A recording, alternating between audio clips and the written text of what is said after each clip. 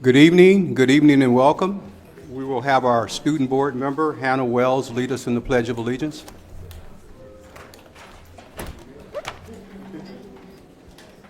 Place your right hand over your heart.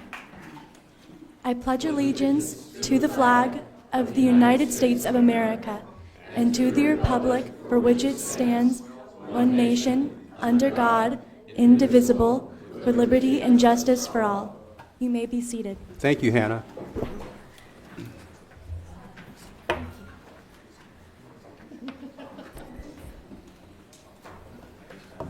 We welcome those who are here for purposes of addressing the board at the proper time and in the order of their request. For those who have not already submitted a request, we have provided forms in the back of the room and also have additional copies here in the front at the Assistant Secretary's position. If you wish to speak during the meeting, please fill out a form indicating your name and the agenda item you wish to address. You may also make a request to give testimony on an item not listed for discussion today. However, full discussion on any items not listed on the agenda will have to be delayed until such time as the items can be publicly posted in advance as a regular agenda item. If you wish to ask questions, please address them to the chair and not to individual members of the board or to the staff. The board has been meeting in closed session regarding matters listed on today's closed session agenda and wishes to report that the board voted to approve a surety partial settlement and resolution agreement between the district and Western Surety involving construction at Browning High School. The agreement provides for certain payments and reservation of rights. The vote was 4-0 with members Williams, Benitez, Craighead, and Meyer participating in the vote.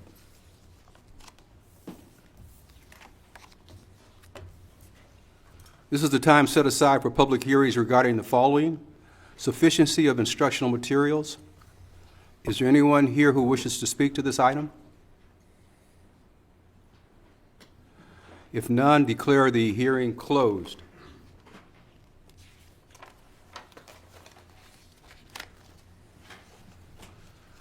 Call for agenda items for separate action. Adoption of the agenda is posted. Move approval. Second. Discussion? All in favor? Aye. Opposed? Abstentions? The motion is approved unanimously. Approval of minutes, October 2nd, 2019. Move approval. Second. Discussion? All in favor? Aye. Opposed? Abstain? The motion is approved unanimously. Public testimony on items listed on the agenda. We have none. Staff report, we have none.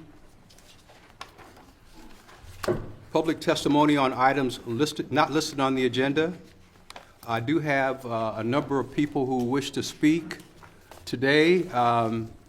We do have a limit of 30 minutes total for all discussion.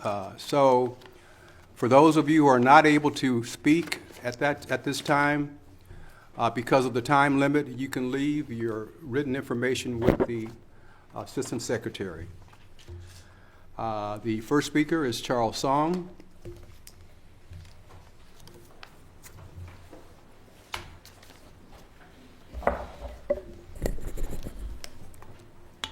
Good evening, Board President, Dr. Felton Williams, Member of the Board, Superintendent Chris Steinhauser, and executive staffs. My name is Charles Song. I reside at 3312 Falcon Avenue in the city of Signal Hill. I'm a very active member of the Cambodian community, and I also work and volunteer in the community. It's brought to my attention that the communication gap in Cambodian family is becoming wider, and the relationship between parents, grandparents, and the kids are no longer close and solid.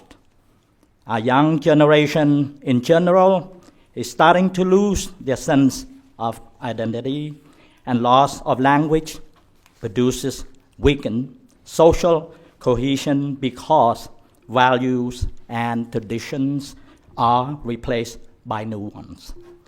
The misunderstanding among family members oftentimes lead to frustration and stress. As a result, the relationship gap is becoming wider and wider.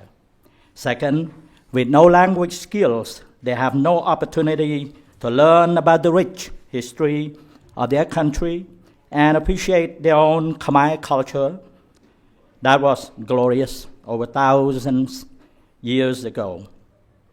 I am saddened to see many college students who graduate with college degrees and are willing to work in local community agencies to serve their own peoples.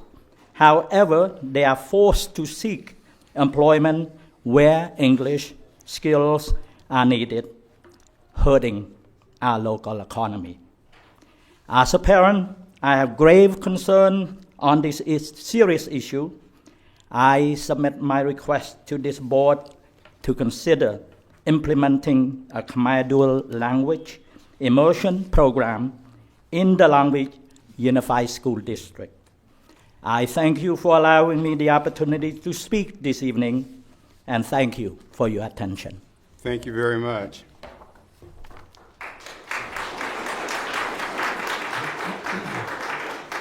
Sophia Chim.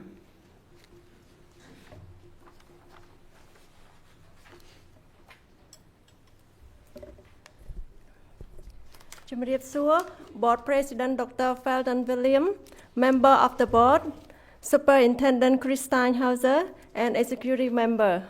My name is Sophia Jim. I live at 2028 East 17th Street, Long Beach, California 90804. I'm the mother of 3 young children. My oldest is in Viria Elementary School. My second child will be in preschool next year. I'm very pleased that they will attend Viria Elementary School. However, I am concerned that my children and the other Khmer children are losing their language and their identity. Language and culture are tied together. Therefore, it is very important to teach Khmer language in their school along with English. With the Khmer Dual Language Immersion Program, Khmer children will not only keep their language and culture, they will become more successful.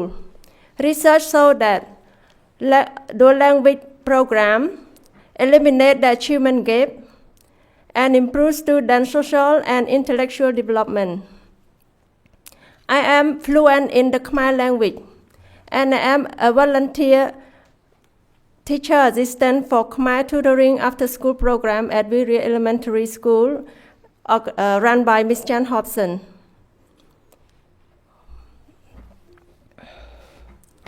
I hold master's degree in human resource management, and I am working to get into the teaching credential program to teach Khmer subject. It is my hope to see children become bilateral after graduating from high school so they can compete in the global job market. I would like them to success and with strong connection to their root and know the history of their country. I ask board to implement the Khmer Dual Language Immersion Program in Long Beach Unified School District so for our young children in Long Beach. Thank you for your attention. Thank you very much.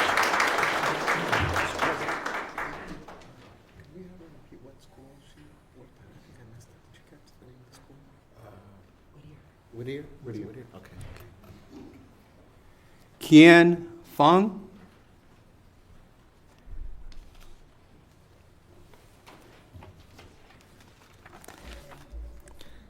Good evening, President Dr. Felton Williams, Member of the Board, Superintendent Chris Steinhauser, and Executive Board. My name is Kang Pang. I live at 1848 Lemon Avenue, Long Beach, California, 90806. I am a proud parent of 4. I fled Cambodian genocide at age 9. I barely knew how to read Khmer and was not able to continue to learn Khmer language because while I was growing up, there were no Khmer language offered in school. I am today requesting the opportunity for the children, the opportunity that I never had when I was young. That is to implement Khmer dual language immersion program into Long Beach Unified School District. It will be priceless for me to see my children be fluent in Khmer and in English. Also, it will be historical to see Long Beach Unified School District to be the first in the nation to have Khmer dual language immersion. According to National Geographic article by Russ Reimer, titled Vanishing Voices, one language every 14 days disappear. By the next century, nearly half of the roughly 7,000 languages spoken on Earth will likely disappear. Please do not let this statement become a true statement for the largest Khmer community outside of Cambodia. Please give us a chance to keep our language and culture that are a part of our rich heritage from our ancestors. Also, it is a great way to show my children and all Khmer children that America is a great nation of melting pot. Thank you for your time, and from the bottom of my heart, thank you. Thank you very much.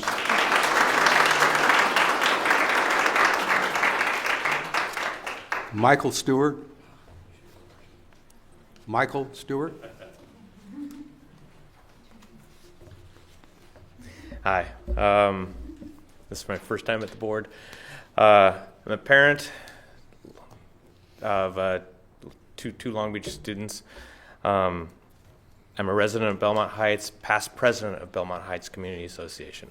I've lived in the community for 20 plus years. I live across the street from my great-grandfather's house. I know Long Beach. I'm here with a few other parents. We recently became aware that Fremont was being closed, along with a bunch of other schools. And when I say closed, I mean gated off. It is the only park in Belmont Heights. It was the only place my kids could play. I have a daughter in Wilson who is learning lacrosse right now. She was using the board to practice. It's a gathering place. We're here to ask that it is left open after hours. We're not asking for money. It should be really easy to allow the community to have access to public land. And that's what we're here asking for. We're a group of about 240 parents, I just became aware. That's in about 2 weeks. We've just recently started organizing. We're going to continue to organize. We'd really like you to consider how we can work out something so that the school can remain a public space for our community. Thank you. Thank you. Mr. Superintendent, were we still planning to get some kind of update at our November 6th meeting? Okay, thank you. Gary Forsum.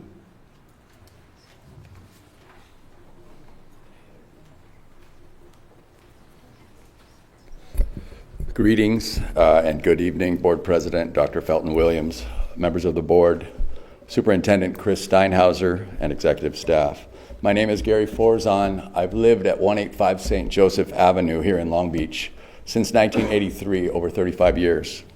As my interest in the Cambodian language has increased over the last 15 years, I've spent more and more time mingling and immersing in the Cambodian community, taking various classes at Mark Twain Library or Long Beach City College, to spending time with Cambodian friends, which I've made along the way. Especially while sitting in Khmer beginner classes, I can't help but notice what limited Khmer skills most of the younger generation Cambodians possess. While talking with many younger and middle school aged Cambodians, most seem to share with me that they understand to an extent the interactions between them and their parents, but their ability to talk in depth is quite lacking. 1 or 2 word responses in Khmer seem to be the norm. I wonder what kind of communications and interactions have been shortened, misunderstood, or haven't been shared at all because of a language barrier between parents, grandparents, and children. Cultural and historical exchanges and conversations that may contribute to enrich a child's identity as they become adults. They even lack knowledge of geography and history of Cambodia. With Long Beach having the largest Cambodian population outside of Cambodia, it seems only right to have Khmer curriculum in the Long Beach schools. As I personally witnessed the Cambodian community become more prosperous over the years, having the new generations working in the community with Khmer language skills as lawyers, doctors, and other professions can only contribute more to the Long Beach community as a whole. Please, let's be the first unified school district in the nation to implement the Khmer dual language immersion program for the Khmer children in Long Beach. Let's make history together. Thank you very much. Thank you very much.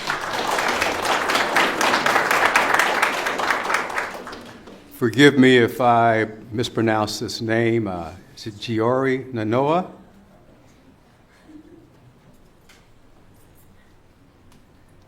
J-Y-O-R? J-Y-O-T? Oh, it is me. Okay.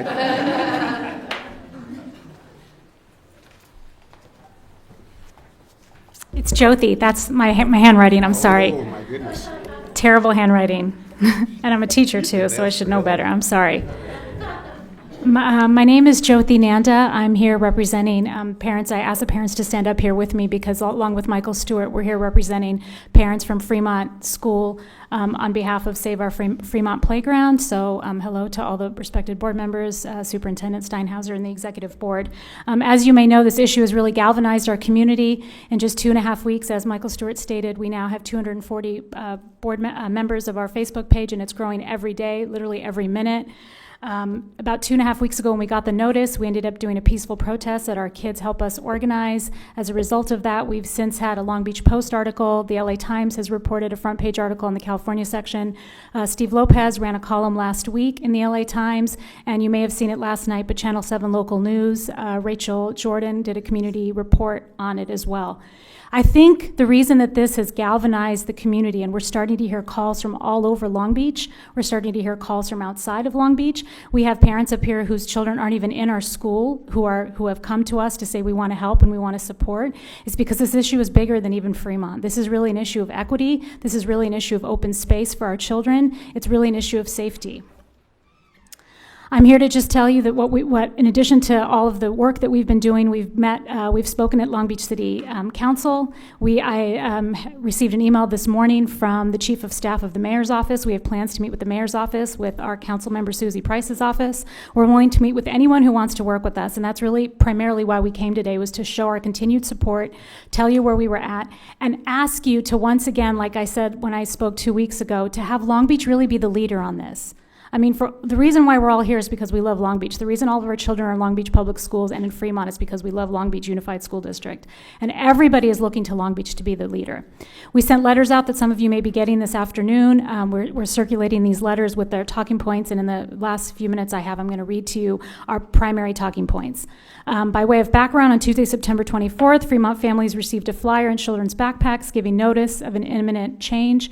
Fremont will become a completely closed campus within 1 week. This was the first such notice that was sent home after the school, and again, this was 2.5 weeks ago. Closing the playground at Fremont will create an outdoor recreation vacuum that other schools in the district currently suffer. This is an issue of equity, and we're starting to do park research as well, and our area is actually park poor.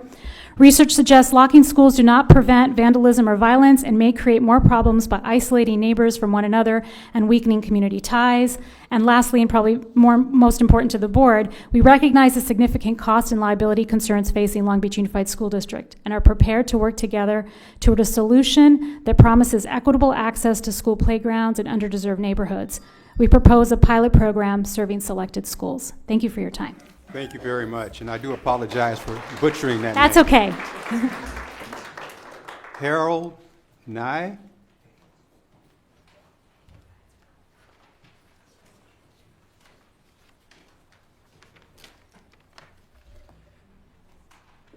Good evening, Board President Dr. Felton Williams, members of the board, Superintendent Chris Steinhauser, and executive staff.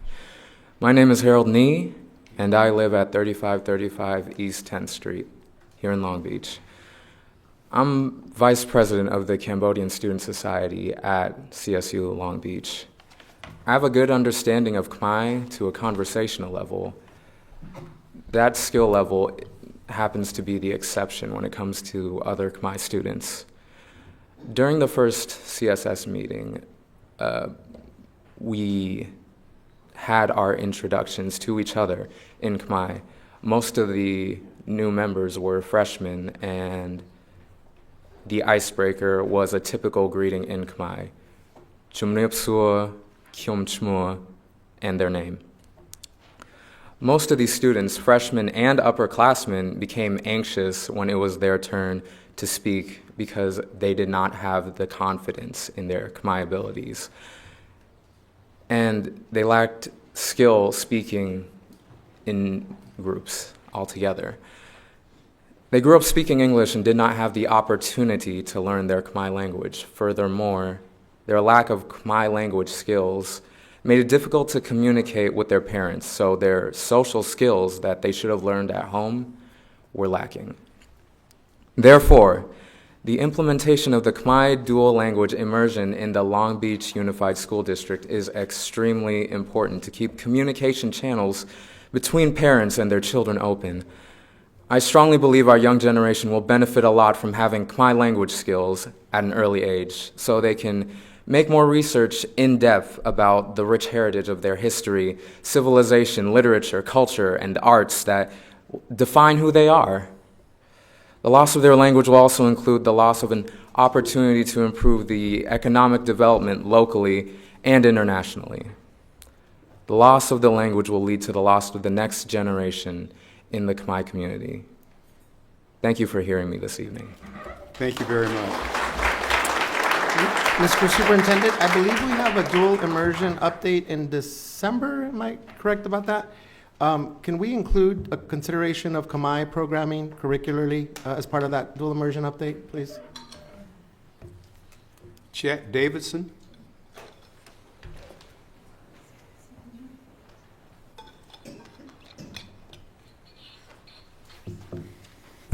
Good evening, Board of Education. My name is Chet Davidson, California School Employees Association, Vice President, Unit B.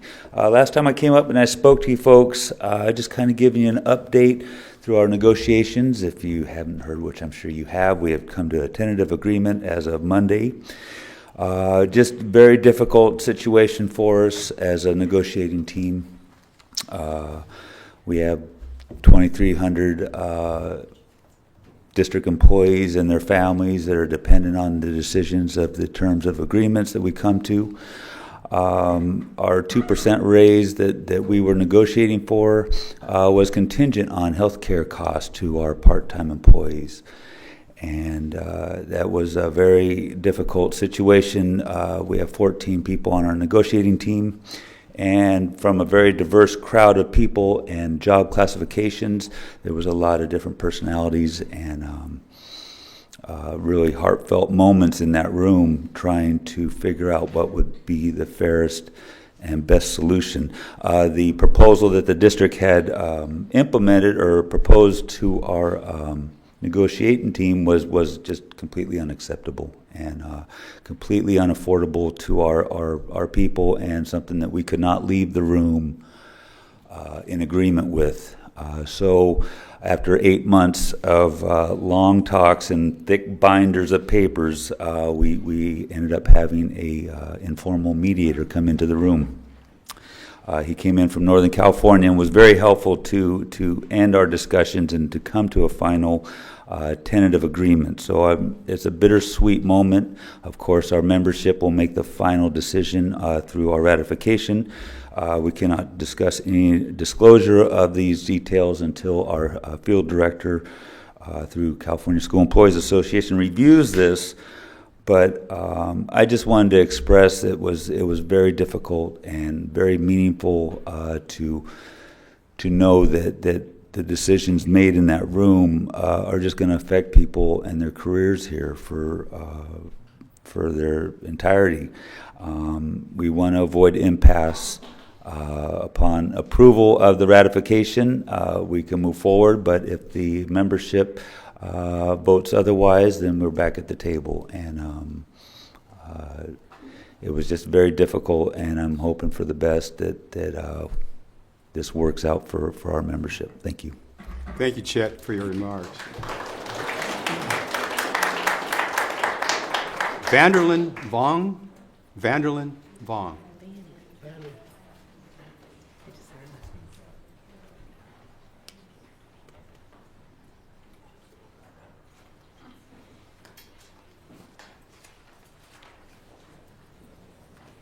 Hi, I know we have a 30-minute cutoff, so I would like Dr. Bryan to speak.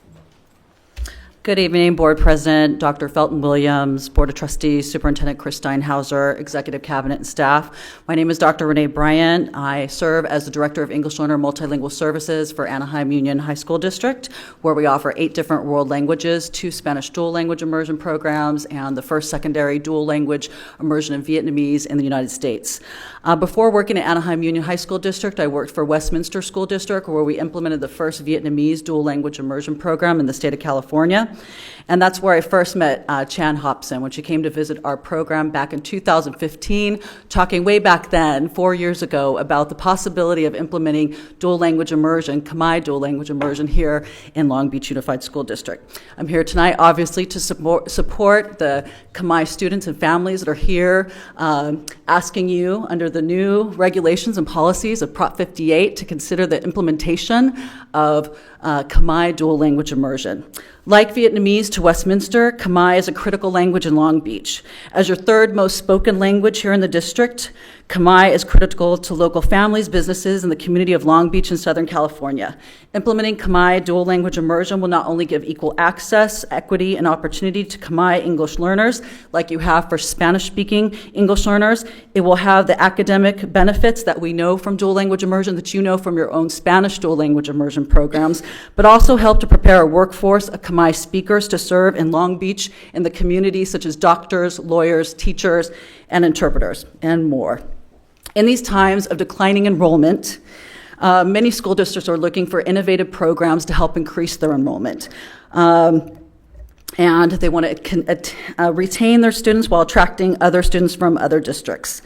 As the first possible Khmer dual language immersion in California, you would be a destination district for this language for your students here, as well as all over Southern California. When we first implemented Vietnamese dual language immersion at Westminster, many people said it couldn't be done. They said we'd be lucky if we got 15 students in a class. I'm happy to report that very first year, we filled up 2 kindergarten classes of Vietnamese dual language immersion. The second year, we filled up 3 classes of kindergarten dual language immersion. The third year, 3 classes of kindergarten dual language immersion. And in the third year of implementation, we were awarded the California School Board Association Golden Bell for our implementation of Vietnamese dual language immersion. So with that, now in Anaheim Union High School District, we also did the impossible. People said there's no way you can implement a secondary Vietnamese dual language immersion program without having a Vietnamese elementary school program to feed into it, but we did it. We tested heritage speakers into the program. We have 30 students in our program now, and I have very little time, so thank you for your consideration of implementing Khmer dual language immersion.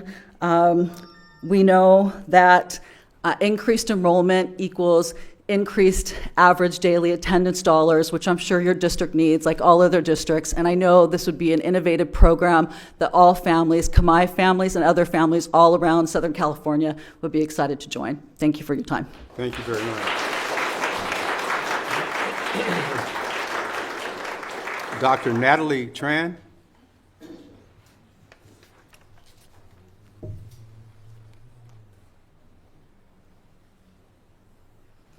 Good evening, Members of the board, I'm Natalie Tran, faculty in the Department of Secondary Education at Cal State Fullerton, and also the director of the National Resource Center for Asian Languages. We support 5 languages: Vietnamese, Chinese, Korean, Japanese, and our latest addition is the Khmer language to our center. I want to speak a little bit about the student achievement piece. As you know, research across the board regarding dual language immersion programs has demonstrated over and over again that having a dual language program can increase student achievement. Now, your question may be, but what about those less commonly taught languages like Khmer, like Vietnamese, like Korean, that we know very little about? I'm happy to share that based on our research with the Vietnamese Dual Language Immersion Program at Westminster that Dr. Bryan has just mentioned, we have shown very positive results. Students who are enrolled in the Vietnamese dual program are performing at the level, if not better, than their peers, and than their peers in the non-Viet program. Also, we have shown soon increase in identity development, connection with the parents, motivation to learn both English and their heritage language. I'm going to touch a little bit on the curriculum and the teacher shortages. Sorry, running out of breath. At Cal State Fullerton, we provide support for bilingual authorization and teacher pathway for Vietnamese, Korean, Spanish, and we're looking forward to developing potentially a pathway for Khmer as well. All of that is to say, this is not impossible. There will be hard work, but we rely on the community for support, looking at our community heritage language schools for resources and being able to provide those type of support. One last thing that I do want to mention is that for the next 4 years, the National Resource Center for Asian Languages are committed to working with the Khmer community on a community literacy project, and that is to work with parents and students to create resources to support the Khmer community. Thank you for your consideration. Thank you very much. Dr. Renee Bryant.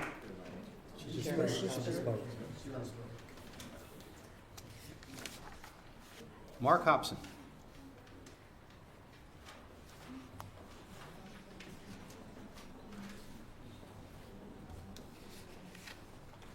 Okay, good evening, Board President Dr. Felton Williams, members of the board, Superintendent Chris Steinhauser, and executive staff. Okay, my name is Mark Hobson, 1069 Cerritos Avenue in Long Beach, 90813. I'm going to read a letter from Shannon Villanueva. She unfortunately couldn't be here, so I'm just going to read her letter. Okay, my name is Shannon Villanueva. I am the proud principal of DeMille Elementary School in the Westminster School District, which is a home to the first Vietnamese dual language immersion program in the state of California. We are very proud of our Vietnamese dual language immersion program and the positive impact it has had on our school district, community, and community. The VDLI program started as a dream, a lofty idea, a challenge. In the fall of 2014, WSD accepted that challenge and began the journey to make the dream a reality. We had tremendous support from the school board and district administration. Under the leadership of Dr. Renee Bryant and in collaboration with our university partner at NorCal, Dr. Natalie Tran, plans for implementing the Vietnamese dual DLI program were set in motion. After 9 short months of planning, we opened 2 kindergarten VDLI students with approximately 40 students in the fall of 2015. Today, only 4 years later, we have 15 VDLI classes, preschool through 4th grade, with over 300 students. In this era of declining enrollment across the state, and the enrollment at DeMille continues to grow. The VDLI program has retained our own students as well as attracted students from across the district. We have also experienced an increase in inter-district transfers. DeMille now has students coming from Corona, Yorba Linda, Costa Mesa, Garden Grove, Fountain Valley, Tustin, and even Long Beach. The VDLI program has transformed our school and our community.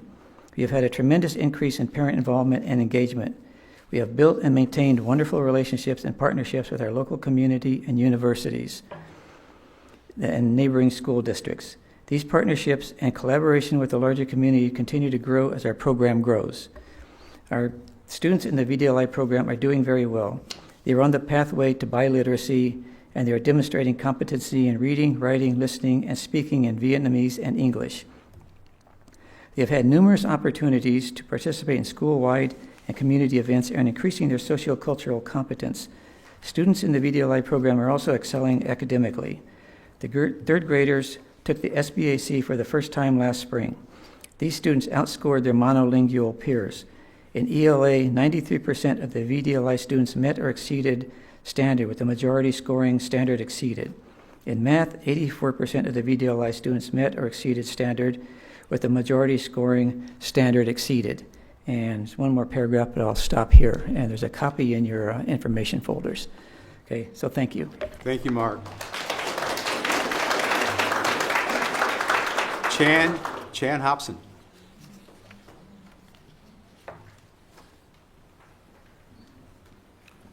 Passing the baton, huh?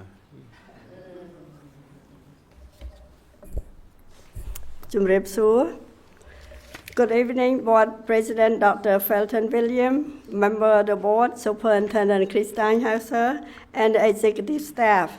As you know, my name is Chan Hobson. I'm the resident of Long Beach since 1980. My address is 1069 Cerritos Avenue, Long Beach, California, 90813. You know that the Khmer Dual language and the culture and the twine, and for all these 40 years, I noticed that we have art, we have dancing, we have everything in the Cambodian community, but all children have no idea what it meant. They did not know how the classical dancing perform, what it meant, because they don't know, they did not read the language, so they cannot read the meaning of the dancing. They just see the hand moving, and it just looks so beautiful, but I didn't know that every finger that they move means something. Represent the culture, represent the heritage, represent the literature, represent the civilization that was one before during the Khmer Empire was so glorious. So that's why the parent and everybody that come here to speak to the board, please implement the Khmer Dual language for all children so they don't get lost, and we cannot afford to wait for another 40 years.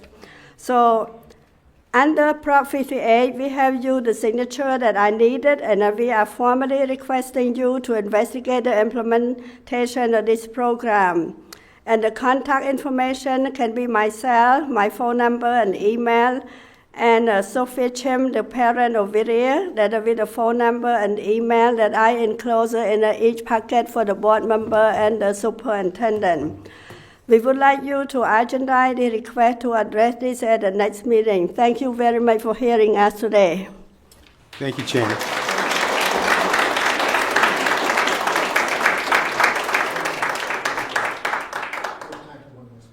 We have, I've got two requests, but time for, okay, Russell Johnson.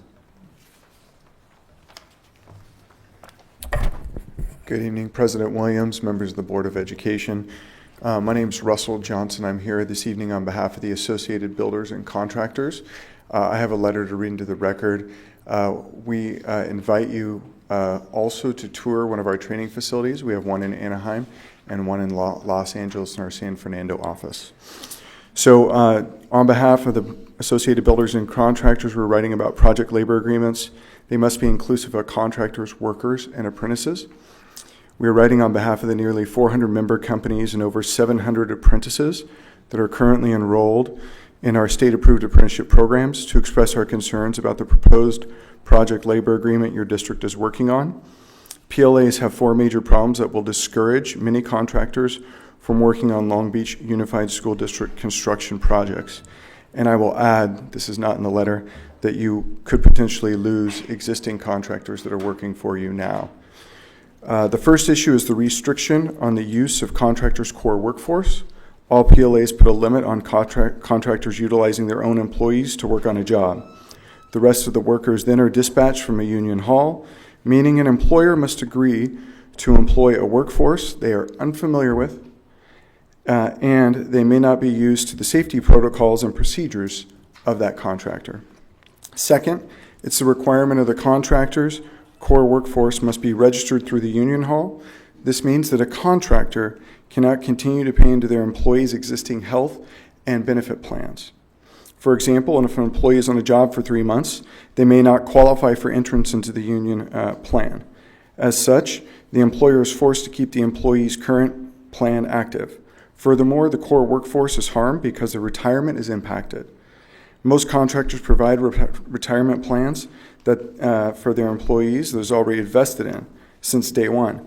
While under a PLA, a worker may only be on a job for 3 months and lose those months of retirement contributions because they're not vested in the union plan.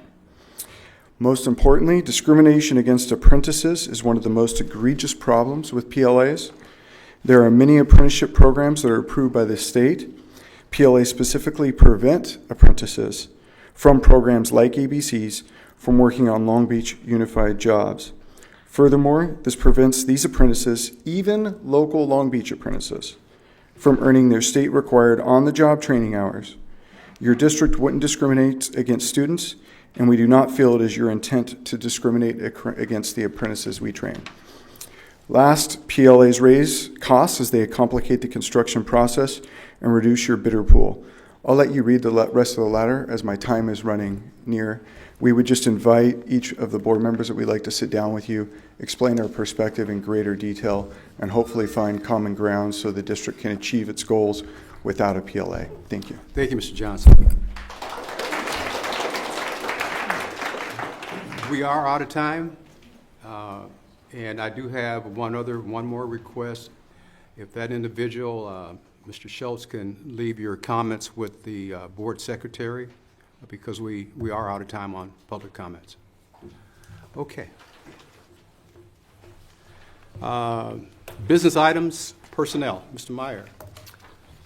Thank you, Dr. Williams. I present the following proposed actions prepared by the Assistant Superintendent of Human Resource Services, approved and recommended by the Superintendent. Classified and exempt personnel, appointment 70, leaves of absence 4, abandonment of position 3, termination of service 1, resignations 18, retirement 7, abolishments, lack of workforce or funds 1, amendments 2. Certificated personnel, appointments 16, in-service changes 14, leaves of absence 3, retirements 1, and I move approval. Second. Discussion? All in favor? Aye. Opposed? Abstentions? The motion is approved unanimously. Instruction? Move approval. Second. Discussion? Yes. We have a EdFi implementation grant proposal that we're being asked to approve. I'd love to hear a little bit more, Ms. Secchi, about EdFi, and if we can talk a little bit about what process we currently use to track progress with our English learners. I think we can highlight the importance of what this grant would provide our district. Thank you for your question, board member. This is a data governance and dissemination grant, in that the goal of the grant is to strengthen data integrity by aligning data sources. Dissemination is that we will share our learnings with other EdFi districts. We have chosen our English learner tracking and monitoring as the product that will come out of the work that the research office will be leading. We currently have several methods digitally of tracking our English learners' progress. We recognize that being able to do that in a more elegant and efficient way through a single source that will be able to cull data, allow us to do predictive analytics, to get a more global view of our English learners, will really align and advance the work of our English Learner Initiative. So this is an example of where we can leverage one grant around data integrity to also address an important issue in our district, which is our English learner progress monitoring. Yeah, I'm super happy to hear that, since our EL initiative, has this as a priority, right? Evidence-based. So when I ask questions around, well, how do we keep doing more of what works? Exactly. This would allow us to identify those things. Thank you, Ms. Secchi. Further discussion? Yeah, I just wanted to point out item number 7, again, thanking our parents and community members who are stepping up to be involved as voting members in the Community Advisory Committee for Special Education. So we have another 8 folks who are stepping up to a really phenomenal group of people. Oh, wait, there's more on the back, so maybe it's 11. So again, thank you to those parents and community members who say yes to that. Further discussion? All in favor? Aye. Opposed? Abstain? The motion is approved unanimously. Finance Report A. Move approval? Second. Discussion? All in favor? Aye. Opposed? Abstain? The motion is approved unanimously. Finance Report B. Move approval. Second. Discussion? Yes, Mr. Chair, I'm recusing myself from participation in Finance Report B and Purchasing and Contract Report B on the consent calendar. I have a potential financial interest under Government Code 1091 and 87100. My husband works for a subcontractor who has done work for the payee. So that's Finance Report B and Purchasing Report B. Correct. Thank you. Thank Thank you. you so much. Further discussion? All in favor? Aye. Opposed? Abstain? The motion is approved 4-0 with one recusal. Get that right, Brent? Okay. Business Department report. Move approval. Second. Discussion? All in favor? Aye. Opposed? Abstentions? The motion is approved unanimously. Purchasing and Contract Report A. Move approval. Second? Discussion? Yes, I have a question. I think it's on this part, on the online auction. I'm wondering what kinds of things are available online. So we intend to utilize this for vehicles and equipment that are beyond their useful life, but they can still provide some value for the district. So vehicles and equipment. And do we also have, or maybe I should say it this way, what do we do with other surplus materials like, say, furniture, desks and bookshelves, that type of thing?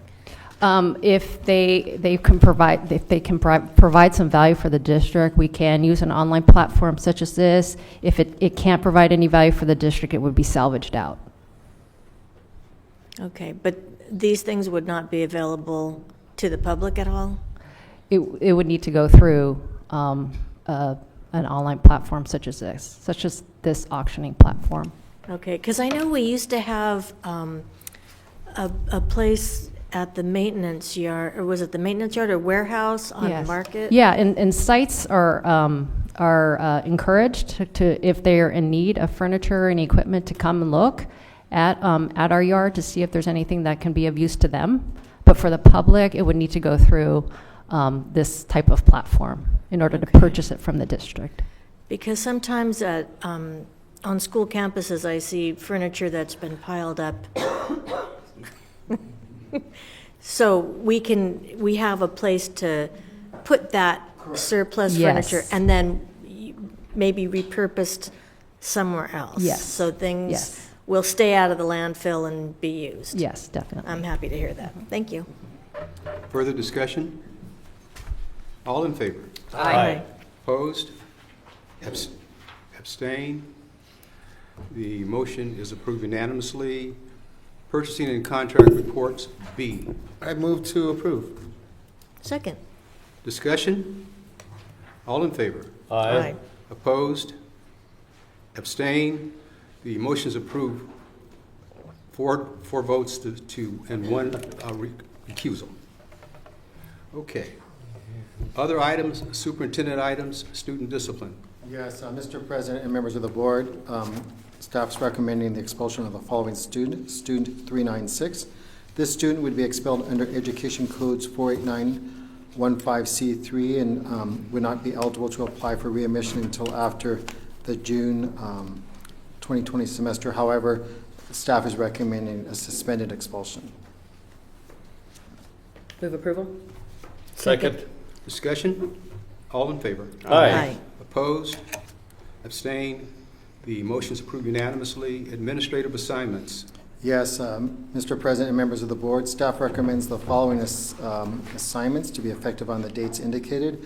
Raquel Welch Kitching, who is currently assistant principal at Marshall, to the acting principal at Marshall, and Monica Daly, a retired principal, to the acting principal at Jefferson. Move approval. Second? Discussion? All in favor? Aye. Opposed?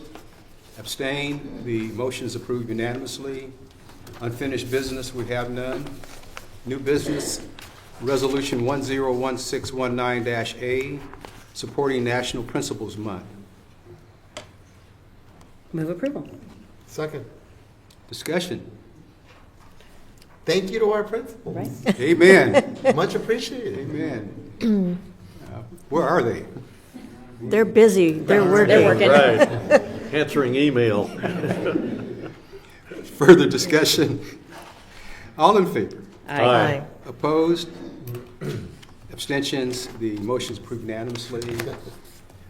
Approval of reappointment of members to the Citizens Bond Oversight Committee.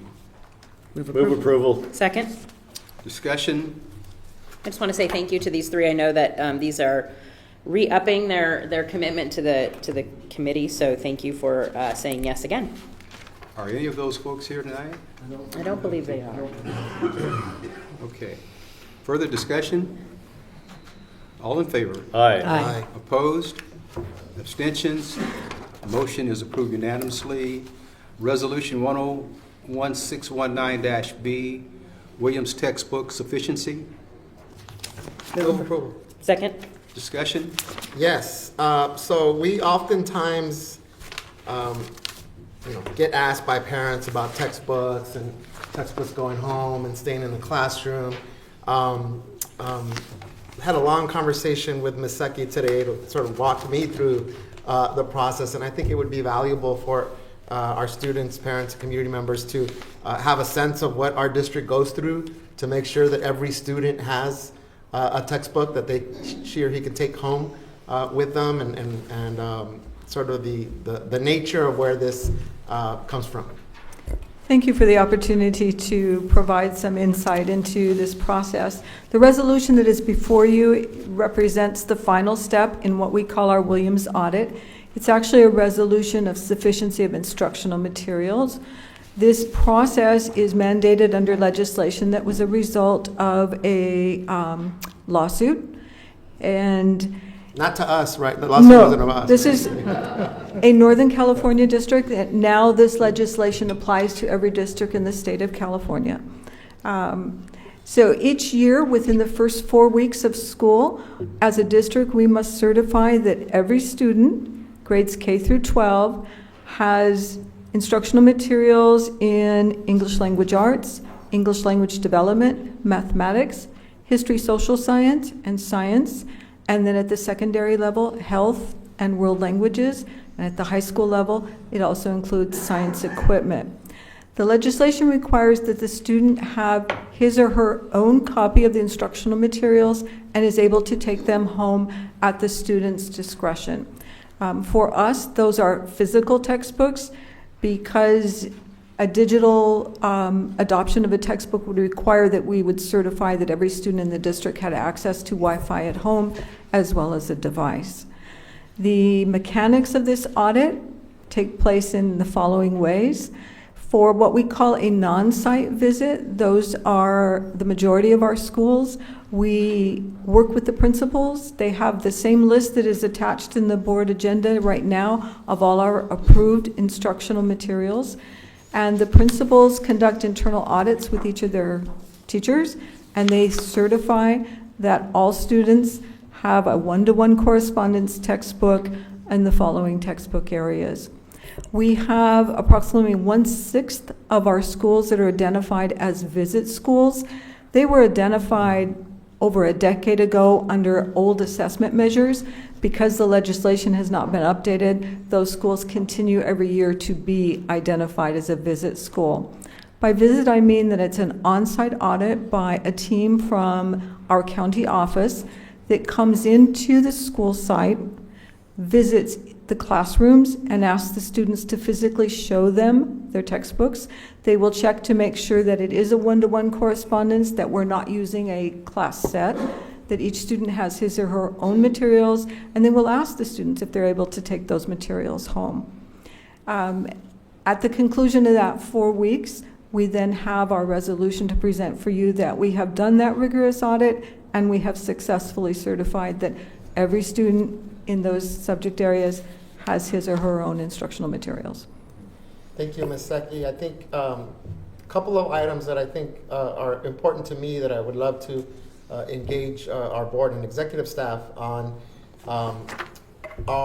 this notion, right, that we've moved to a digital platform, and that we're still sort of relying on a somewhat antiquated way of surveying and auditing whether each student has a book or books, right? And so I think it highlights the importance of a couple of things for me. One is the need for our families and households to have access to Wi-Fi, right? That if we're going to think about additional ways to make sure that our resources and curriculum is accessible, not just in our classroom, not just using a traditional hard book, that we also need to look at, and I know that our district is doing this, making sure that we reconcile our digital divide in particular households in Long Beach. At the same time, I know that our superintendent has planned out students being able to take some of those Chromebooks home. All right, so this brings up, okay, if we're sending Chromebooks home, then we need to be cognizant that unless we can download some of these materials as PDFs on the Chromebook, there's a ton of other resources that require, again, access, and most of our families are using this as their access.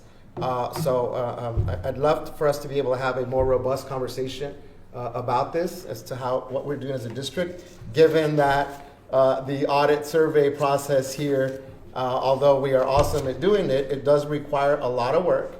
A lot of time goes into it, when potentially we could be using that time, that effort, those resources in more efficient ways. And so part of it is, yes, out of compliance, we have to do it. So I applaud all the work that you and your staff do. But the other part of it is, I think this does require for us to do some thinking around, if we're moved to this digital age and we're still counting one-to-one textbooks, how does that impact those families that don't as easily access or aren't able to access some of the digital and online resources that we have? So thank you, Ms. Seki, for that. And so again, I think this resolution just highlights a couple of important things that I know we're doing good work in our district as to reconcile this, but I think, I would recommend that in one of our upcoming agendas that we are able to have a more robust conversation about that thing. Yeah. Pam, may I ask, you mentioned class sets in, for example, history classes where the textbooks are ponderous. Do we provide a class set for all those teachers in their classroom, as well as one issued to the student? So our minimum requirement is to provide one for every student. A number of sites will opt to use their local control money to buy a class set to be used as well, but that's not a requirement. Thank you. Chris, as a follow-up to Dr. Bonita's just discussion, can we look at the upcoming board workshop to get more information on it? Okay. All right. Further discussion? All in favor? Aye. Aye. Opposed? Abstained? The motion is approved unanimously. We are now at report of board members. Start with our student board member, Hannah from Renaissance. Good evening, Superintendent Steinhauser, board members, and staff. I'm Hannah Wells, Student Council President at Renaissance High School for the Arts. A lot has been going on in our school since the last time you heard from our ASB President, Oliver Nieto. Last spring, we closed the year off with the LGBTQ+ Pride Dance in May. This was a great opportunity for the people in our school who are in the community to feel included and celebrated for being who they are. In June, we had a night in Paris prom at the Reef, which was wonderful. Prom is unique at our school because it is one of the biggest events ASB hosts besides Halloween and open house. Additionally, prom is open to all grade levels. Having prom at the Reef was beautiful because it looked out on downtown Long Beach, and we're excited to have prom there again this year. Over the summer, RHSA Student Council was invited to an interactive ASB team building camp at Irvine Outdoor Recreational Center, along with student council students from Milliken, Lakewood, and McBride High Schools. This was a great collaborative and productive experience for us because we got to network, hang out with other diverse student councils, share best practices, and learn important life skills that we can bring back to our larger student body in an effort to foster a positive school climate. At the beginning of the year, Student Council had a welcome back dance to excite the student body about the new school year. It's also a great way to introduce the incoming freshmen into our school culture in a fun and positive atmosphere. In an attempt to maintain a positive sense of community on campus, we have voted to hold 2 semi-formal dances this winter. In December, before winter break, our HSA is hosting a masquerade dance in our new Performing Arts Theater. And in February, we're having a Valentine's dance. Unlike the majority of LBUSD high schools, Renaissance doesn't have traditional sports teams, and we don't have homecoming. To make up for this loss, we love having dances throughout the year to raise spirit in the student body. We've had great turnouts in the past, and I'm excited to have them again this year. In addition to our inclusive school dances on campus, we planned, organized, and executed Future Fest 2019. Future Fest is Renaissance's unique college fair that takes place after the SAT/PSAT, and actually took place earlier today. The event was a huge success with a large turnout of both community members and college career representatives. After 4 hours of intense standardized testing, students' brains need a break. Rather than force students to return to academic classes feeling drained and fatigued, our student-led clubs set up booths to fundraise next to college representatives. Girl Up Club, which is a national organization, put on a thrifting booth. They had people donate clothes, and at Future Fest, students and staff could then take those clothes. Any clothing items that were not picked up by students will be donated to a women's shelter. In the past, it has been difficult for colleges and universities to visit Renaissance because we are a relatively small high school. Recruiters are primarily interested in schools with a larger student body. However, this year we have a new college career advisor from USC, Mr. Jesse Cruz, and he has been working on outreach to universities since school began in August to attend Future Fest. We had more colleges and recruiters than we've ever had. In addition, we have college representatives stop by our College Career Center on campus that was recently renovated from a grant that our previous college career advisor, Ms. Tony, received. With that money, we transformed what was essentially a computer lab into a contemporary college counseling environment with new furniture, college memorabilia, and hanging banner that highlights RHSA's 6th Pathways. We also have an installation that features an artist from each of our arts pathways highlighting where they attend college. Another fun and inclusive activity, which probably gets the most participation from students and staff alike, is our annual Halloween Fest. As I mentioned previously, we don't have homecoming prep rallies, rivalries, or other school spirit activities relating to homecoming. We do, however, have Halloween Fest, which is one of the most fun, creative, comprehensive, and cooperative activities of the school year.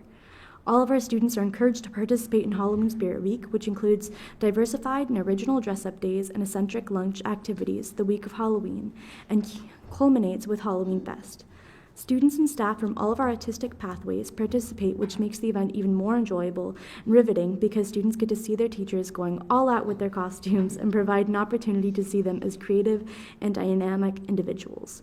Moreover, students are given the opportunity to express themselves by performing songs, reading poetry, singing vocal music solos, acting out scenes from their favorite Edgar Allan Poe poems, and flash mobs where 150-plus dance students break out into a choreographed thriller dance in the quad. Our costume design pathway holds their annual costume contest with several categories and every contestant receiving a participation prize. This year, our stage crew pathway is creating a haunted maze, which will give Knott's Scary Farm and Universal Studios Halloween Horror Nights a run for their money. Additionally, students participated in the nationally recognized holiday, National Voter Registration Day, on September 24th to register and pre-register to vote. 16 and 17-year-old 11th graders were given the opportunity to pre-register in Mr. Tran's 11th grade English Language Arts and AP English Language classes, and 17 and 18-year-old 12th graders were given the opportunity to register in Mr. Burns' U.S. Government and AP Government classes. Through this initiative, 100% of eligible RHSA students were given the opportunity to register and pre-register in order to develop political efficiency, and increase voter turnout, and produce lifelong voters. Something else our school continues to do is giving students the opportunity to go to California Conference for Equality and Justice Building Bridges Camp. 10 RHSA students are looking forward to going up to the CCEJ camp November 8th, 9th, and 10th. Our students have been participating in Building Bridges camps for over 20 years, even before Renaissance was a visual and performing arts school. This unique 3-day human relations is open to all RHSA students who are interested in social issues. the upcoming discussion specifically on gender justice, and students are looking forward to collaborating with youth from other campuses to work towards creating a more just and equality society. In addition to these great events and opportunities I've mentioned, RHSA just published an amazing promotional video about our school. It features students, teachers, and staff talking about the unique and positive culture of our school. It also shows off our beautiful new campus. Along with that, the most previous Meet the Mayor meeting was held at our state-of-the-art theater. Mayor Robert Garcia was there this past Sunday, October 13th, from 1:30 to 3 p.m. This casual meeting with the 28th Mayor of Long Beach was open to all and provides updates about what's happening in Long Beach, including local projects, the city budget, and other issues. This was another great way to show the public our new campus. Lastly, I want to talk about the new faces at Renaissance. As a small school, students really form positive relationships with our staff because, in a way, we're like family. Our teachers and staff really care about the students. We only have one campus security officer, and this year we got a new CSO, Rita, after our veteran CSO, Miguel, was transferred without warning over the summer. He was and is a huge part of Renaissance's recent academic and artistic success, and many students and staff didn't even have the opportunity to say goodbye. This transition hasn't been easy because although Rita has been a great addition to the Renaissance family, Miguel was a huge part of our community at Renaissance and has built a rapport with students, staff, parents, and community members around our campus. He was above and beyond his job to make sure kids not only felt safe at school, but had the resources they needed to be successful. It definitely affected our school's morale as we lost a great mentor and ally. We also welcomed our new principal, Mr. Navia, and assistant principal, Mr. Jimenez, and they are adjusting well to Renaissance. Personally, from a student's perspective, I really enjoy the spirit Mr. Navia has at our school. Ever since he's came, he's been open to all of ASB's ideas, and I think he's a good fit for our school. Some things he's added to improve the overall culture of our school is Student of the Month, which is a great opportunity for students to get recognized for their grades, conduct, or overall improving. And Feast with the Family, which is a time for parents to come on campus at lunch to eat with their students. This is a great time to include parents more in the involvement of RHSA. Speaking of parents, one of our very generous parents, whose students are in the class of 2021, has hired 3 game trucks for our juniors to enjoy on Thursday, October 24th from 2:45 to 4:45. Aside from promoting a positive culture and climate on campus, it will be used as an incentive for attendance and tie into a kindness challenge for our juniors. Overall, a lot is happening at Renaissance High School for the Arts just in the past 2 months, and I can't wait to come back in May to tell you everything else we've accomplished. Thank you.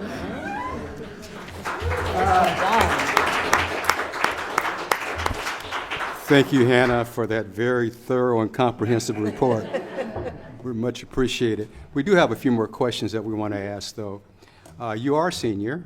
I'm actually a junior. Oh, you're a junior. Okay, Yes. well, maybe it's too early to ask the question, but perhaps you're already thinking about a college that you plan to attend or a major that you're planning to pursue? I'm planning on attending LBCC on the Long Beach Promise. Okay. I hope to definitely figure out what major I want to pursue there. As of right now, even though I go to an art school, I actually want to pursue engineering because I love math as well. Very good. That makes All sense right. to me. That's perfect sense. Yeah. Thank you so much. Thank you so much. Keep keeping us posted on how your principal's doing the next year. That's right. Too. We're going to start on this end this time, starting with Ms. Craighead. Are you afraid you're going to forget about me over here? Like I did last time. Yeah. You get it done. Okay, well, I'm going to try and remember because we had set aside our reports from the last meeting because we were hurrying off to back to school night. So I will rely on my notes. I'm going to start with an event at Oropesa. We had a visit from Billie Jean King and the Dodger Foundation, and they donated books to all of our 5th grade students. So we had the 5th graders from Oropesa and was it Edison that came to Oropesa and received those books. It was a lovely ceremony. Billie Jean King chose a couple of audience members, a couple of our 5th graders, to sit and read parts of the book with her. I think she was requested to read parts of the book, and she had the students read it, and I just think what a wonderful memory these students have of sitting next to Billie Jean King reading the story of her life. She was very inspirational. She encouraged the students to be lifelong learners, which I thought was great because she just has this wonderful energy about her. She's a very youthful energy. Let's see. And she was in town because the next day was the grand opening for the library named in her honor downtown. And that one featured the Poly Band because she is a Poly alum. Okay, so that was a lot of fun. Plus, they provided Dodger shirts for everybody, so everybody was in Dodger blue. It was a beautiful thing. Then, let's see, there's a Lakewood Celebrates events. The city of Lakewood has an occasional event where they call it Lakewood Celebrates, and sometimes they honor volunteers or they honor first responders, and they always welcome new city employees and new community members. So our Gompers principal, Dr. Miller, was welcomed and introduced to the community. I think that's such a nice kind of a, small town event, and it's a nice gesture overall. And then at Rogers, the Rogers Green team had a paper shredding and e-waste drive on a Saturday led by Mrs. Weinstein, who's been here, and the group has presented to the board. I happened to be the 200th client or dropper offer of things, paper to be shredded, and I got a reusable straw and the coordinating cleaner, which I think is very important. Because it's one thing to have this thing, but you really have to have the cleaner, I feel like. In order, I'm going to use it. And it came with a bag too. Anyhow. Otherwise, so you can't reuse it, right? I can't reuse it. If I can't clean it, I can't reuse it. That's just me. So thank you to the Green team from Rogers and Ms. Weinstein for giving up a Saturday morning and taking care of that. More recently, this last weekend, there were a lot of events. The Arts Council and the City of Long Beach partnered to hold the annual State of the Arts event. It was held at the Scottish Rite in the Ernest Borgnine Theater, which is upstairs. If you haven't been, it's gorgeous. It's really neat.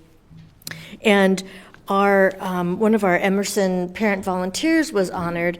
She's been presenting an arts program to the students at Emerson, training parents and presenting for the last 3 years. So congratulations to Stephanie Reisich for her Arts Council honor. They also honored the Roomba Foundation for its help with our school district to the tune of over $750,000. They've contributed, I know, to our school district. Part of the money provides transportation for our kids to the symphony. And they're looking forward to donating even more money in the future. So I think it's worth, thanking them publicly. Roomba Foundation, that's incredible. We all benefit from that. And then lastly, the Campfire organization had an event Saturday night, I believe it was, to honor Shirley Jackert, who is retiring after 35 years of extraordinary service to the community.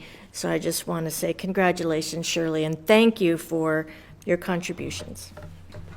Thank you, Diana. Mr. Meyer. As I visit my schools, I want to thank all of our staff for the wonderful opening that they've had. There's really a great upbeat spirit going on all of our school campuses. I do want to apologize. I've not been to my schools in Avalon on Catalina Island. I'll get there this next week or so. Thank you. Thank you, Mr. Meyer. Dr. Benitez. Yes, we had the opportunity, a few of us, to attend Judy Seal's retirement / advancement celebration, which was wonderful. Board Member Kerr did an awesome job emceeing for the night. So just our appreciation again for Judy and all the work that she's done for our district and our students. I also want to take this opportunity to express my appreciation, deep appreciation, for everyone that comes out during public comment for our board meetings.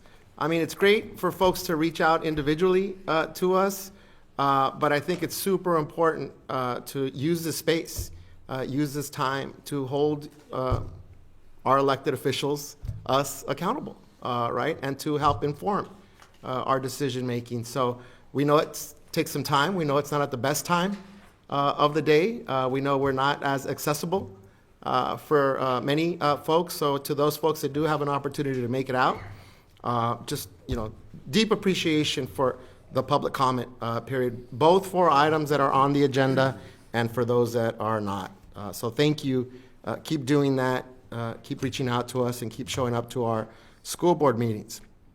I think related to that, it's also important to reaffirm to our students in particular, but to parents and community members to pay attention to what's going on at our state legislature as well and nationally, because those decisions, policies have impacts on what we do here on a day-to-day basis. So whether that's changing start times for our schools, being able to take the SAT test for free in our district, to national decisions that impact our Title I funds for districts like Long Beach. We should keep paying attention to what's going on at the state level and nationally and what implications that has on the policy considerations that we have, our programs and services, and the budget considerations that we make here in collaboration with you. So as a part of that, I wanted to bring this up at our last board meeting, but I'm going to take some time tonight to talk about the importance of our upcoming U.S. Census 2020. I know Dr. Baker has been working really hard on behalf of our district as part of our city's Complete Count Committee. And those conversations have already been going on, but many of the policy, program, service, budget considerations that we make here on behalf of our community members as a board are based on the U.S. Census, right? And there's three sort of areas as to why this census is so important and why we should be paying more attention to this upcoming 2020 U.S. Census on April 1st is census date. One is, it's the law. We've been doing the census in this country since 1790. It's required by our Constitution for us to count every single person in our country, irrespective of background, irrespective of immigration experience. Everyone should be counted by law. And there are many folks in our communities that don't trust how the census data, one, is collected, but then what we do with that census data. So there's an opportunity here for us to help educate our community about how important it is that every single individual should be counted, but particularly what are referred to as hard-to-count populations, HTC, hard-to-count population, which includes children 0 to 5, it includes our low-income communities, it includes communities of color, seniors, our LGBTQ community members. There's a whole list of folks that are really hard to count. LA County is the hardest to count county in our country. Long Beach reflects many of the reasons why our county is very difficult to count, because we have large percentages of very hard to count populations. So I know we're going to be having more information about this, Dr. Baker, about the role that we can play as a district, about the roles that our schools can serve to both help communicate, educate as a trusted messenger, our community members, but also when it comes to census date, to actually help folks go online or fill out the paper copy of the census. So by law, we have to do it. Secondly, our congressional districts are based on the census count. California will have to December of next year to tell the federal government what our population is, and based on that, we draw up our congressional districts.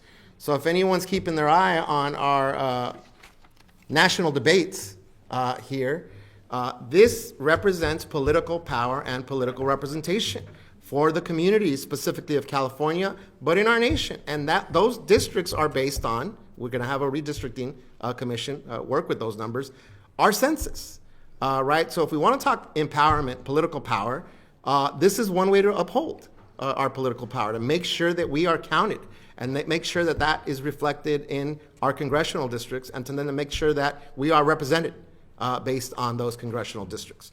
And then lastly, and it's not least in matter of importance, but bottom line for us is our school districts have probably more impact on the day-to-day lives of our individual families and students than the national sort of policy-making apparatus. So our budget, policy, programs, and service considerations are also based on U.S. Census data. So I urge our community members, I urge our school site staff, teachers, volunteers, as well as our team up here to keep highlighting the importance of this UN Census, and for us to take this opportunity, because it won't happen for another 10 years, to really change the lives of a whole generation of students and community members. So I'll end with that. Thank you, Dr. Benitez. Ms. Kerr. Yes, thank you. Some of these events have already been mentioned, so I'll just touch briefly on them. The Billie Jean King and Dodger Foundation event obviously was a great day, as was the library opening.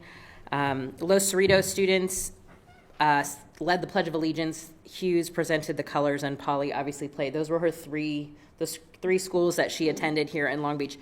And when you listen to her speak, and I got to go to an event beforehand, how much she credits what this city and what this school district and what the programs in this city meant for her and for her family, and that she wouldn't be where she is in life had she not been part of Long Beach. So it's always humbling to hear that from someone who received the Presidential Medal of Freedom. So it reminds us that there are great ones among us and in our schools now, and I cannot wait to hear what they're doing. And I think the Student Board Report always reminds me of that. Being on campuses always reminds me of that. So it was a great day for our kids to see someone who has attained so much and isn't finished come from the same neighborhoods and play on the same courts that they played on. So it was a great event. And also the library opening. If you have not been to the new library downtown, you need to go. Watching what happened to the community of North Long Beach and how it was transformed by the opening of the Michelle Obama Library. It's an incredible tool and space that did transformational and continues to do transformational work in a part of town that didn't often experience that. And so I look forward to our students who go to Oropesa and who go to Chavez and Edison to have such a beautiful space to learn and to play and to grow and to explore. And there's tremendous opportunities. So check it out. The library folks are on all of the media platforms so that you can find out author signings and makerspace nights. And they actually have a whole section of craft projects. So if you have a craft project or some project for school and you don't have the supplies, and I have made many a Michael's run at 8:30 the night before a project was done over the course of my 17 years as a parent. But to know that there is a space that will provide that for our families is incredible. So take full advantage of that. I want to thank the Hamilton community for Family Welcome Day. The Jordan Drumline and dancers came. We had representatives from the police department, from our All In campaign, from our Marine safety officers. So thank you for welcoming our students. And again, some of these took place a while ago. Ms. Worsham and her staff, I had a great visit at Hart Elementary School 2 weeks ago, and then went to go again last week for their weekly assembly, where they participate in a cultural exchange program. And they were the recipient of 1,000 paper cranes that were put together in the pattern of the American flag. And they received 2, and only 7 were made. Only 7 were made. And so it is beautiful, and I highly recommend you go visit it at Hart. They start that assembly on a Tuesday morning with dancing. I love it. They just turn the song on, the kids know. So thank you for welcoming me, Hart families. Back to school night, obviously, thank you to staff who put up with us running in a little bit late because of a board meeting. And I want to thank the the CAC Committee for Special Education for their play date that they hosted at the Inclusive Playground. And I see John Schultz out there, and I know what he would have said, and it would have been about open space, and it would have been about opportunity. But when I visited, there were at least 30 students and their families enjoying that space together, laughing, playing, sharing community, standing there, parents talking over coffee. And it was a joyful event to be a part of, so it was great to see Dr. Brown there. I think I missed Superintendent Steinhauser by just a little bit. But thank you to the CAC for providing not only training and opportunities for supporting student success in the classroom, but also building community. And I'll leave it there. Have you so much. Oh, actually, I do want to say, and I didn't even know what Dr. Benitez was going to say, but I'm very aware every time I have the honor to sit here and serve people, serve the public. What we do is so important. What comes before us every time is important. And I know that folks don't often pay attention to a school board meeting. Folks don't often understand that we are an independently elected body and we set the policy for the school district. And sometimes that's because it's going really well. And often when people come to us, it isn't always for a good reason. It's because what happens in classrooms affects families in a profound way. I know it is what brought me to my first school board meeting probably 10 years ago now, as a parent concerned about my students. So as I listen to what's brought before us, not only in the agendized items, and that I prepare with before I come, but what comes before us here is deeply important work. And I just wanted to reassure folks listening and watching that I understand how much it matters to you. I understand how much it matters to your family specifically, because I know how much it matters to mine. So I would say I could probably speak on behalf of my colleagues that we listen to all of it and we take it in and we really understand. And Dr. Williams and Mr. Meyer have been doing this work for so long, and the impact that the policies that they have set forth have impacted generations of families. So thank you for bringing it to us. But know that I think, take it all very, very seriously, and we know that it matters. So thanks. Thank you, Ms. Kerr, for those very nice words. I want to just add to the comment about Judy Seal, and I know that Judy is in the room. But over the long association that we've had, Judy, going back some 30-something years, or pretty close to that, it's been an amazing relationship, and to be able to work with you through all of that and all the things that we have been able to work on together. And let me just commend your son, Sean, for the wonderful job he did introducing his mom at the event. We've watched Sean grow up here as well, and all the work that you've done to get him. I went to his graduation, right, Sean? And you came to my house and picked peaches off my tree, right? But again, when we talk about the legacy of Judy Seal, it's a special legacy, Judy, an eventful legacy of all the things that you've done, not only to promote this district, its students, but how impactful that has been to the city and the community. I can't speak enough about the impact that you've made over all these years.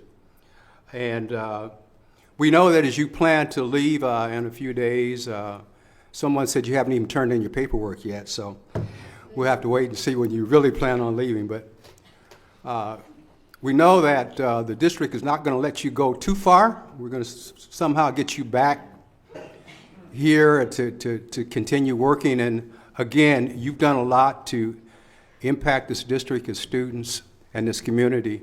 And we want to wish you the best, Judy.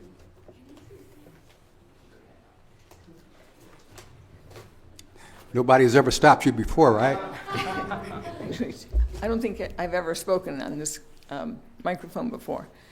Megan and Juan, Dr. Williams, John Meyer, and Diana, I am so proud to be able to work with you and have access to you and be able to be part of all of the things that you believe in. course, I've known Chris for a very long time, and thank you. I wanted to say that. Thank you, Chris. I had a few things I wanted to do as a professional. One was I wanted homeless students to be able to go to public school. And so we managed to do that and get that through in 1991. And I wanted kids to be able to go to college. I wanted all the barriers removed that were in front of them. And so now we have the College Promise. I did get some surprises, and like the Education Foundation, and it has been such a joy. Chris asked me to do that in 1992, right before the winter holiday, and we didn't have very much money in it. Maybe, I think 11,000 is what the legend says. And now we're at 2.5 million, and we've brought in so much more since. A lot of that is because you allow and encourage our employees and others to invest in Long Beach Unified. I also enjoyed Principal for a Day. I just want to say that because that was, because I just, walked into a room and then I got it. But I was really excited, and we managed to really have an outreach agenda for our community to be there, be available. And to all executive staff, you guys are awesome. I live around the corner from Chris, so he'll be walking past, and I'm always here for you guys. Thank you. Thanks for all the time. Thank you, Judy. Thank you very much.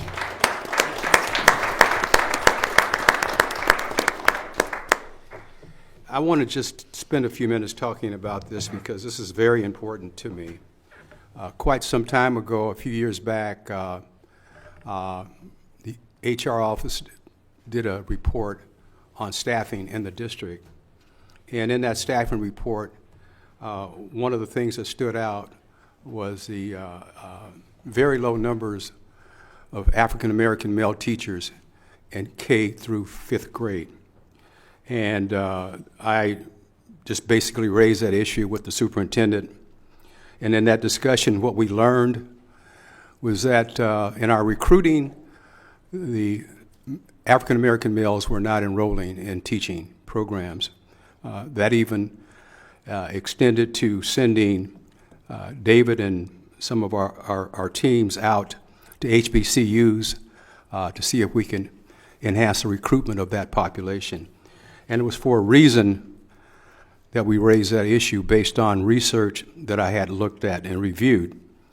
What we decided to do was to grow our own and establish a partnership with the College of Education at Cal State University, Long Beach. And that program has been working overtime to develop a structure to recruit students, to bring in funding for that program and so forth. And we just had the first graduating class from that program. It's now called the Isabel Patterson Scholars, and it was named after Isabel Patterson, and basically as one of the, she's a teacher for urban school projects for students enrolled in teacher education programs at Cal State Long Beach.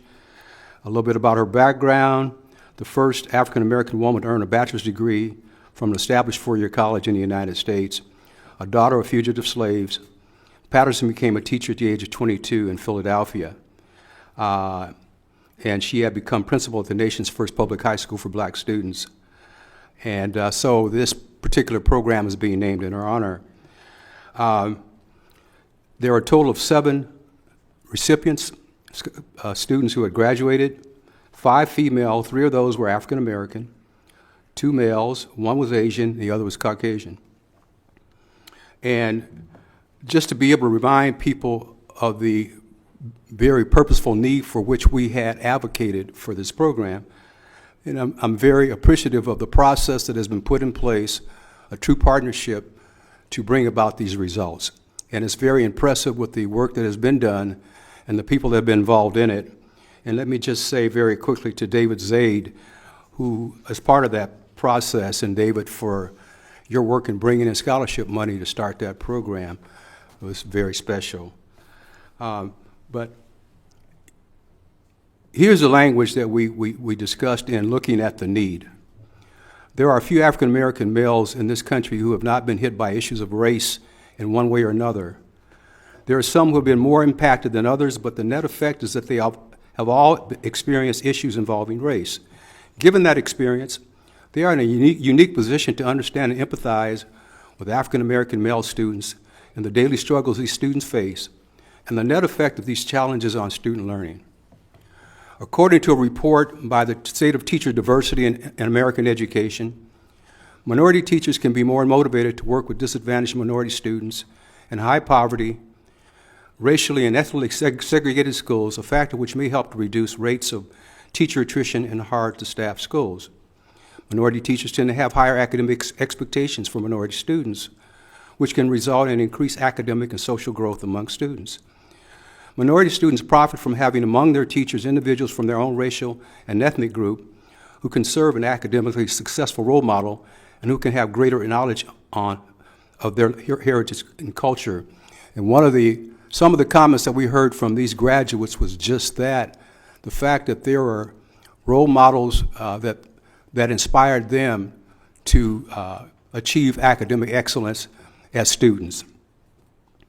Positive exposure to individuals from a variety of races and ethnic groups, especially in childhood, can help to reduce stereotypes, attenuate unconscious implicit biases, and help promote cross-cultural social bonding.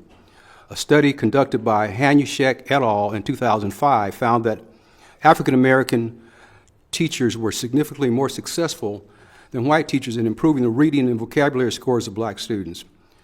In another study, Caldwell, 2005, found that test scores gains in math were significantly higher for Hispanic students taught by Hispanic teachers than for similar students taught by teachers of different ethnic backgrounds, while gains for black students paired with black teachers, though weaker, were also positive. The report goes on to cite the progress school districts have and continue to make in hiring minority teachers. It also notes the companion problem of retaining those teachers. So again, while I applaud what is happening right now in terms of reaching out and trying to grow our own, our true objective was being able to bring in African American male teachers in those lower grades.